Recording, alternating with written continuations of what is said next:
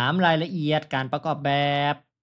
ข้อที่ 48 ในรายการคำนวณโครงสร้างอาคารต้องเพิ่มใบปะหน้ามาตรฐานต่างๆที่ใช้ในการออกแบบ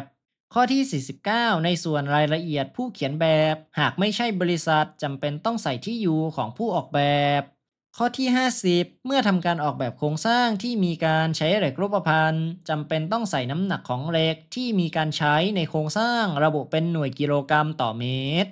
เพื่อง่ายต่อการใช้งานและการถอดแบบ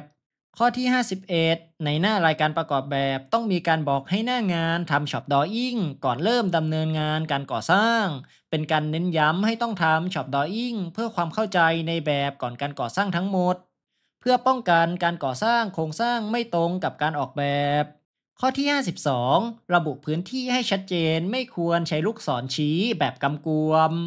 ข้อที่ 53 หน้ารายการประกอบแบบต้องกำหนดคุณสมบัติของวัสดุก่อสร้างตามที่กฎหมายกำหนด หากเกินต้องให้วุฒิวิศวกรลงนามประกอบเพื่อใช้งานวัสดุก่อสร้างนั้น ข้อที่ 54 การเขียนแบบควรศึกษาอัตราส่วนแบบขยายแต่ละแบบเพื่อให้ได้ภาพแบบขยายที่ชัดเจน ข้อที่ 55 ต้องศึกษาเกี่ยวกับประเภทและน้ำหนักของเส้นในการเขียนแบบประเภทต่างๆของแบบสุขาภิบาล ข้อที่ 56 ควรใส่รายละเอียดราวกันตกเพื่อความปลอดภัย